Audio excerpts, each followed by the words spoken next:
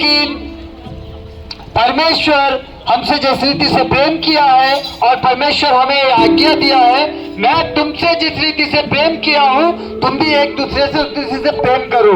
तो परमेश्वर मनुष्य को बनाया इसी कारण कि मनुष्य परमेश्वर का महिमा, परमेश्वर का प्रशंसा करे, परमेश्वर का भजन गाए, परमेश्वर का स्तुति करे। लेकिन आज मनुष्य के पास हर एक चीज करने के लिए समय है, लेकिन परमेश्वर के विषय में समय नहीं है। आज मनुष्य को कॉमेडी देखने अच्छा लगता है, मनुष्य को बहुत सारा मनोरंजन देखने को अच्छा लगता है, मनुष्य को बहुत गंदा गंदा पिक्चर का डांस देखना अच्छा लगता है। लेकिन परमेश्वर का प्रवचन का जब पारी आता है तो मनुष्य का कान बर्दाश्त नहीं कर सकता।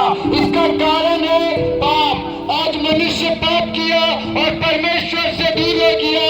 आज वही मनुष्य परमेश्वर का करीब जाने के लिए आज मनुष्य को अच्छा नहीं लगता है। तो हाथ जोड़कर हम विनती करते हैं, थोड़े देर हम उस परमेश्वर के विषय में बताने के लिए आए हैं जो पृथ्वी और आसमान को, जो पहाड़ पर्वत, जल जंतु, सूरज, चंद्रमा, तारागण को बनाया और मनुष्य को बनाया। वही मनुष्य से प्रेम किया और वो मनुष्य जब पाप करके दूर हो गया था, उसको स्वर्ग लेके जाने के लिए स्वयं मनुष्य का रूप धारण लेके आज से 2023 वर्ष पहले मनुष्य का रूप धारण लेके मनुष्य के लिए मारा गया, गाया गया, फिर से 3 दिन बाद जी उठा। उस परमेश्वर के विषय में हम थोड़े देर आपके पास कुछ संदेश को लेके आए हैं। तो इस पूरी गेट के जितने भी निवासी है 5 से 7 मिनट आप समय दीजिए और परमेश्वर का उस अपरंपार आशीर्वाद को आप प्राप्त कीजिए। थोड़े देर अपने मन और अपने कान को लगाइए। प्रभु को आज तक कोई भी कुछ देकर घाटा में या घटी में नहीं किया। तो हम आपसे 10 मिनट या 7-8 मिनट का समय मांगते हैं। आप 7-8 मिनट समय दोगे, आपका कुछ घटेगा नहीं, आपका भलाई होगा और आपका लाभ होगा। थोड़े देर एक सुंदर कहानी बताया। एक इंसान अपने काम काज में यरीहो नगर से यरीको को जा रहा था। उस समय घोड़ा गाड़ी साइकिल नहीं था, उसका पास में सिर्फ गधा था और वो गधा में अपना नौकरी आया जाया करता था। वो गधा में अपने ड्यूटी आया जाया करता था। लेकिन एक ऐसा समय आया, शाम के समय में पुलिया का नीचे में अंधेरा में कुछ गुंडा लोगों छुप के था और जब वो आदमी अपना ड्यूटी से आ रहा था और कुछ गुंडों लोग ने उसको घेर के उसका पैसा छीन लिया, जो बाजार घाट थैली किया था वो भी छीन लिया और गधा को भी छीन के वो आदमी को आत्मारा मार पीट के छोड़ दिया। और वो आदमी लहूलुहान होके जमीन में पड़ा हुआ है। तो वहाँ से एक याजक जा रहा था और याजक उसको देख के कतरा के चला गया। फिर उसके बाद में और एक लेवी वहाँ से गया और लेवी भी जाके उसको देखा और देख के कुछ नहीं जानने के जैसा फिर कतरा के चला गया। फिर और एक इंसान आया गधा में बैठ के और वो इंसान था समरी।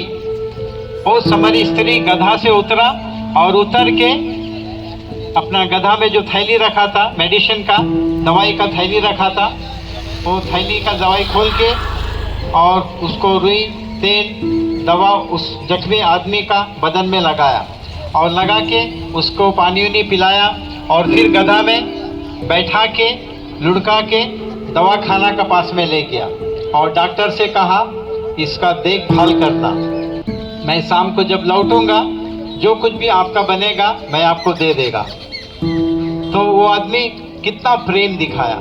अब यीशु मसीह जो है वो बच्ची से पूछता है, अच्छा बताओ तो किसने सबसे ज़्यादा प्रेम किया है?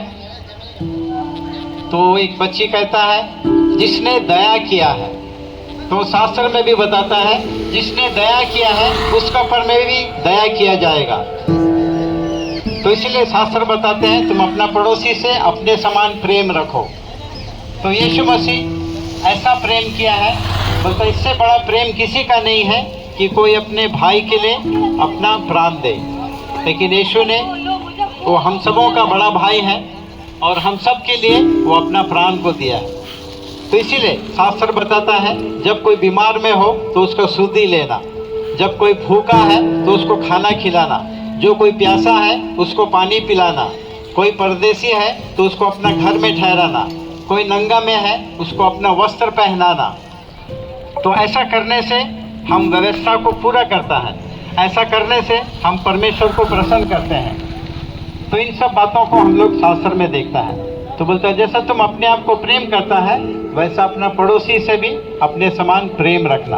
और जो प्रेम करता है वो परमेश्वर से बना हुआ रहता है और परमेश्वर प्रेम है, और जो कोई प्रेम करता है वो परमेश्वर में बना रहता है। तो इसीलिए परमेश्वर ने अपना बेटा इस जगत में भेज दिया ताकि हम उसको देखें, उसके हर एक शुभ संदेश को ग्रहण करें, हर एक बातों को अपना दिल में रखें। फिर यीशु ने कहा जो कोई मेरे बात सुनता है, मानता है, वो बुद्धिमान इंसान है और अपना घर को चट्टान में बनाया है। उसके पर में आंधी आया, तूफान आया, बिजली चमका, उसका घर गिरा नहीं। और जो मेरे बात सुनता है, नहीं मानता है, वो बालू में घर बनाया है। आंधी आया, मेघ चला, तूफान आया, टक्कर लगा और वो घर गिर के सत्यानाश हो गया। तो इसीलिए परमेश्वर नहीं चाहता कि कोई लोग भी नाश हो। परमेश्वर कहता है कि मैं नहीं चाहता कि कोई एक दुष्ट इंसान नाश हो जाए। मैं चाहता कि अपना पाप छोड़कर, अपने गलत रास्ता को छोड़कर लौट के आओ, तुम पर दया किया जाएगा। तो आज भी वो दया का, अनुग्रह का समय है। जो कोई भी अपनी गलतियों को मानेगा और गलत रास्ता से फिर के परमेश्वर की ओर फिरेगा, परमेश्वर उसके ऊपर में दया करेगा।